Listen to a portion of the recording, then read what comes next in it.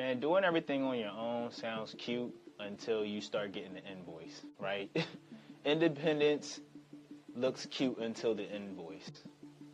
You know, I've never been someone who advocated for being alone or doing it all on your own or being self-made. You know, I mentioned a little bit about that, like in my romantic life in one of the other videos that we talked about. If you haven't seen it, it's in the first episode, right? Just about patience and like being more intentional about waiting. And so I really want to talk about how this whole hyper independence thing really costs a lot. Man, I mean, I've always been very community or partnership oriented, and being on the opposite end of it and like choosing self and being intentional about like setting a standard and stuff, like all of those memes on Instagram sound good, but it really is trash, to be honest with you, like as far as the experience, especially starting up. You know, I was carrying a lot alone, you feel me? Like, I've carried just the sentiment of being a black man alone often. Most black men don't seek out like healing and being loved and being heard and making space. So it's like that's oftentimes just being around guys like me. It's a very lonely journey. You know, having a sense of boundaries and self-respect and DoorDash, if you will. I don't want to get too vulgar up here because that's not what we're here for, but like oftentimes the relationships that I run into are very shallow. So it causes me to feel alone. And I know a lot of y'all probably resonate with this. I mean, that's why y'all here, especially if you watch 2 episodes in a row. I mean, at least give this a like or, you know what I mean? Hopefully we get you in the mood to comment. You know what I mean? I know I'm doing better with that myself. Like, there's videos I've watched for 7 years. I haven't offered them a single comment. You know what I'm saying? So, if nothing else, subscribe, leave a comment, like the video. But like I was saying, like I've been carrying a lot alone lately, and you know, I'll even give y'all a story. Like, it's story time, right? This is what we like to do. You know, I was telling y'all last time about just moving from apartment to apartment and stuff like that. And now, you know, looking for a new apartment is easily going to cost me $4,000. Now, that's not really the hard part to me. That's really not the part that I'm worried about. I just spent $2,500, maybe $3,000 on a vending opportunity in Atlanta. Shouts out to Invest Fest, you feel me? And we had an amazing time there. I actually had an interesting story I would like to share about that as well, but maybe we'll do that in another part of another video. But, you know, just to stay on topic, right, it's like part of getting a new apartment isn't that we have to put the money up, it's that I don't have pay stubs, y'all. Like, I don't have enough consistent income at this time in my entrepreneurship journey where, like, an apartment landlord would feel confident in lending me an apartment.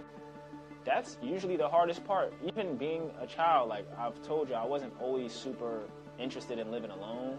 But part of that was because that means I'd have to work a job and be able to show consistent pay stubs. And, you know, I just learned about being an entrepreneur maybe 6 to 8 years ago, roughly. And then, like, that was mainly around music, like just being entrepreneurial around music. I certainly wasn't thinking about LLCing and, you know, keeping good records and sales and business credit and, you know, the things that I know now. So, you know, just like implementing those things full surge is like the most exciting and energizing part of all of this. But to be completely honest, it's like landlords don't care about your personal development, man. They care about, you know, their property being treated adequately. So a lot of times I have to like room with somebody or, you know, be extremely proactive about putting in my interest with friends and family around where I'm going to stay at. So, you know, that's where I'm at right now as far as just like carrying this isolation, carrying and being alone. And now I'm in a new relationship. You know what I mean? I was mentioning last time I was in a relationship, and I'll be honest with y'all, this relationship was part of the hurdle or the wedge or the friction in my last relationship. So, you know, I'm actually very proud to say that I'm taking this relationship into the new space that I'm going to, right? We moving together because I want to maintain the momentum of at least what I ruined and destroyed in the last relationship. And I honestly don't think I ruined it. Like I was like, that's what the price of independence was. Like I knew we weren't going to the same place. So me moving and being independent about what my vision looked like it cost me a relationship. Loving me cost me a relationship, right? That's a bar. Most people don't want to talk about the version of them that they really want to be costs the relationships that they have today. So if nothing else, I learned that freedom isn't free. And that's a cliche. So I'll say this. The bill for freedom comes every month, and then if you miss one payment, you lose the whole freedom, right? Imagine paying your mortgage or paying your car note or your rent, as we've been talking about, and you miss 1 month.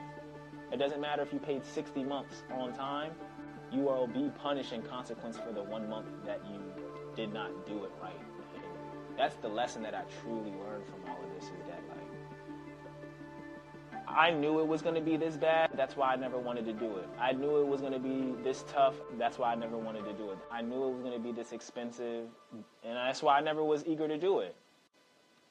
I'm looking forward to seeing if what everyone says is true, right? That having this big bill over top of my head will inspire me to think bigger. I know it has been already. It's been making me think about what to do more, especially as my bank account goes deeper into the negative. But I will say that, like, even having my own space and not being stressed out about who's around me, that helps a lot. You know, I used to be conflicted in if my ideas were good enough to move the people around me, or if my ideas were good enough to, like, make money off of, so I wouldn't even try them. And now I'm trying them, and we've got the hats, you know what I'm saying? We've got the magazine out now. We've got things that typically I would have hesitated to invest in. I even had a job this time last year. I was working at a grocery store for like 2 years just simply because I didn't want to take this large of a bet on myself and pay the price of being free. I didn't want to pay it, so I was willing to be trapped at the job, trapped in a relationship, trapped in my mind, just because it was cheaper. Trapped is cheaper, right? It might be like another video title, right? Is a good one. But, you know, just as I'm reflecting on all of this, right, and I would like y'all to let me know, you know, what y'all think. It's like, is this the price of becoming a leader, right? You know, leaders have to do things that people have never done and basically be the blueprint of how it gets done. And we got to show all the mistakes, and we got to show all of the hiccups. And I think that's one thing that I've been afraid of this whole time, is not the price or the cost of living, but the price or the cost of leadership. Was it that I was literally going to have to take the hard route? I remember when I got the job. When I got the job originally, I only got the job because I wanted to show the people around me that I was like them and that I could carry what they were carrying as well as what it is that I was enthusiastic about. And I did that. You know, I was working at the job that I had while still chasing my entrepreneurial ventures, while still choosing self, right? And not just independence, but really focusing on interdependence. Man, I really wish I would have said that word throughout this conversation, right? Like, interdependence, right? Like being dependent on other people, but also being independent, you know, being community oriented, because independence is, I'm selling it, like I'm piping it up. I'm making it sound better than it is.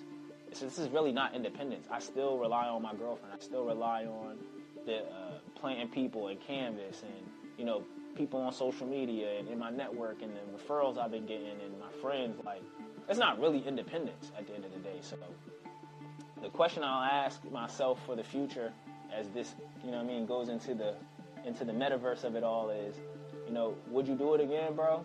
You know, TJ? You know what I mean? You let go of all of this stuff and, you know, you paying the price of being independent just for what? You know what I mean? So that you can set up yourself for what? So you can set up yourself, you know what I'm saying? Like, for what? We'll leave it there.